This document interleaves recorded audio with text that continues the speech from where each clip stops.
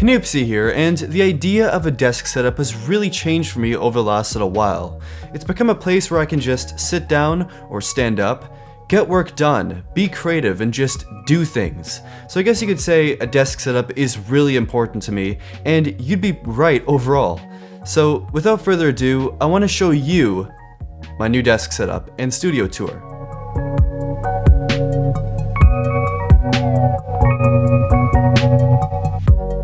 First and foremost, the desk itself. This is not just a regular desk. No, this is a motorized standing desk from company Apex Desk. So I just got the frame originally and mounted my own IKEA Galant tabletop myself. The frame itself is well built and building it was extremely easy. On the front, I mounted the controller, and you can press the up arrow for standing and the down arrow to bring it back down. And the numbers beside these arrows are presets, so you can set a standing preset and a sitting preset like I have on my unit. Overall, a standing desk has changed the way that I work, allowing me to stand, which I enjoy doing, and allowing me to work, which I also enjoy doing. There's only a few negatives here, but if you're setting up your own tabletop and drilling holes, it can be a bit of a challenge, and moving the table, especially on carpet, can really be quite difficult. But besides that, this desk is relatively affordable and awesome. When I do sit down, I sit in the Herman Miller Aeron chair, which is pretty great for comfort overall. It's also a great summer chair as there's a whole bunch of holes all throughout it, making for really great airflow. Now, since it is my main center point for doing all my work, I have all my cables managed here too, pretty neatly. Your allergy to cable ties. Using an IKEA Signum and power strip that plugs into the wall and terminates with a single cable. I also have this USB Type-C wall charger from Anker and is plugged into my power strip and mounted to my desk. It's one of the major sources of power organization for all of my devices. I have my ridiculously expensive and overpriced Apple Lightning dock plugged in for charging my iPhone and my Apple Watch charger wired through this blue lounge puck that I bought a while ago. And there's always a USB C cable plugged into the input on my Anker charger. But what makes this charger really special is I can actually charge a USB C MacBook Pro or any USB C laptop at pretty much full speed. So when I get home, I just set my laptop down, plug it in, and that's pretty much it. I don't have to find my other charger, take it out of my bag and stuff. I can just have one on the go and one always at home ready to charge my laptop. And speaking of my laptop, my whole setup revolves around this laptop, which is the 2016 15-inch MacBook Pro with touch bar almost fully spec'd. I'm almost always moving my laptop around, so I'm not really tied down here by any big monitor, or any desk speakers, or a mouse, or really anything, just a laptop. And almost 6 months later, I like this machine a lot. It's powerful, it's light, and the screen is amazing. Now this laptop comes with a huge array of accessories that I always have to bring around, which is just mainly adapters. I also use this Transcend SSD, which connects directly into the MacBook Pro through USB C 3.1. This is mainly if I want to bring larger files with me on the go or backup video files, and plus this thing is super tiny, so it takes up really no space when bringing it along, and takes up no space on my desk either. The build really isn't anything super high quality, it is made entirely of plastic. It has some decent speeds of 410 megabits per second read and 400 megabits per second write.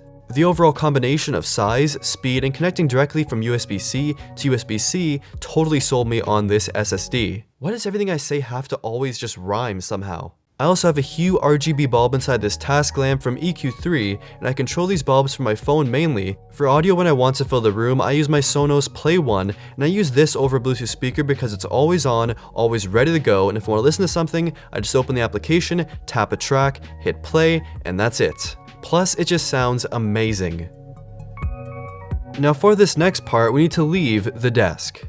This is the D-Link Omna 180 camera, a security camera that works through Apple HomeKit. I can check from upstairs if the delivery truck is outside, or if I'm out and I want to know the delivery has shown up, I can use this and it comes in very handy, but you do need to have an iPad or Apple TV at home to use as a hub for remote access. For me, this is my main overall use case, but you can of course use it in like a living room or an office to make sure your stuff is secure and watch your space. This camera has a 180-degree wide-angle lens, records 1080p video, features motion detection, and records video to a micro SD card.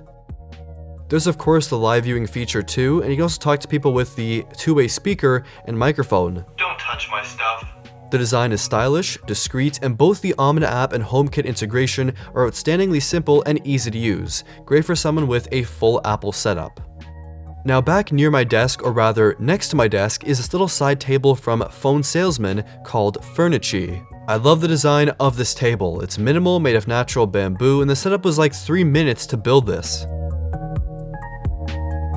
There's a charging puck built into the table and a discrete circle on top of the table, which is the place for wireless charging. Once the table is all set up and plugged in, place your Qi wireless charging phone down, or if you have an iPhone, plug in the phone salesman receiver they also sell and place that down, and it's charging wirelessly on a beautiful table.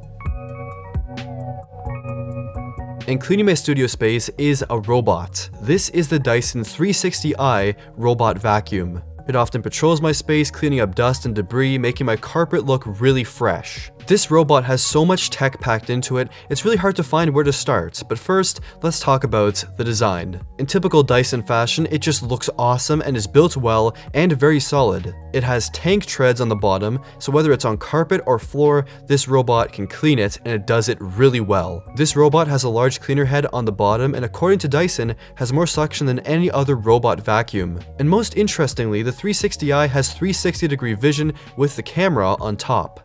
So it can actually see the entire room, figuring out where to clean next. It also knows where there are obstacles or walls or drops by using a variety of sensors and the camera. And most of the time, it does a really good job. It can get confused occasionally, but if it finds itself in trouble, it can almost always find its way out. For absolute convenience, you can use the Dyson app to schedule cleaning times, so if you're at work, you can schedule a vacuum to run at a certain day, at a certain time, and also features remote access.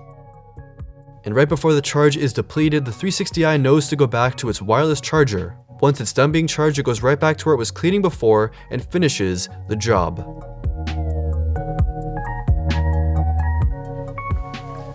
And this has been my desk setup and a studio tour.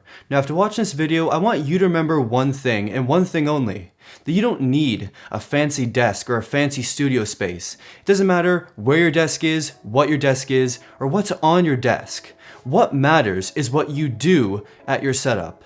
And I know you personally can do some really amazing things.